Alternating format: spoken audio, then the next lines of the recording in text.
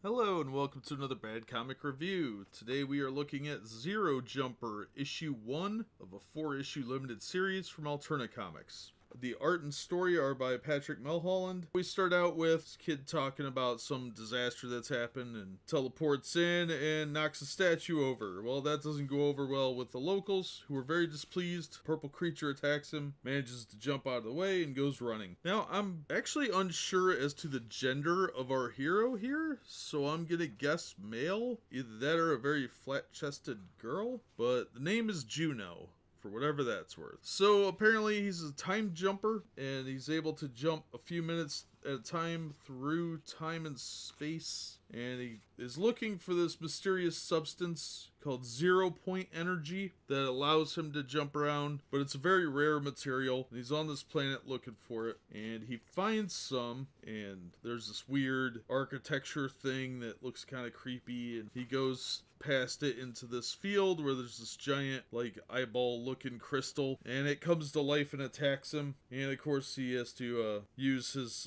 abilities to, or his suit's abilities to fight it. It overloads and shoots out a beam and takes out the creature, and he's able to get the crystal, and he uses that and then jumps back to his home base, and then we find out that there's somebody looking for him, somebody that wears this, like, I don't know, black hooded outfit, carries a staff of some kind, and has a face like Jigsaw from the Saw movies, you know, the little puppet thing that would ride around on the tricycle. Yeah, looks like that. And the kid is actually trying to undo a very, very bad disaster that happened to the Earth. He's on the moon, apparently, moon base. Now, I've given a brief synopsis of it, but definitely not the target audience for this. It definitely has more of a manga or anime style feel to it, and the art reflects that quite a bit, I think. There's heavy influences in some of the cutesy nature of the kid, whatever gender this kid's supposed to be, and the style itself of, like, the costume and the situations. Yeah, I get the impression this is definitely very heavily influenced by manga and anime, and I don't personally care for those genres.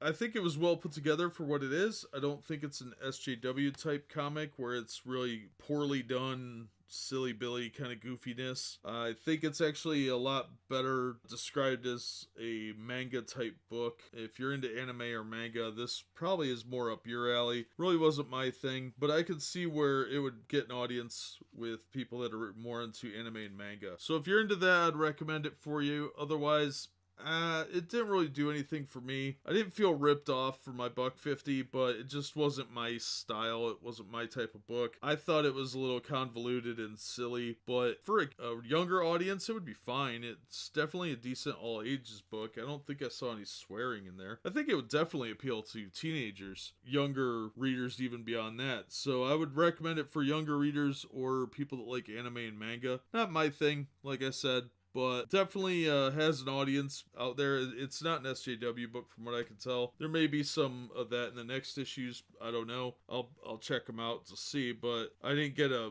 negative impression by it. So that'll do it for this one. As always, thank you so much for listening and supporting the channel. Be sure and hit like, share, and subscribe, and we hope to see you on the next episode.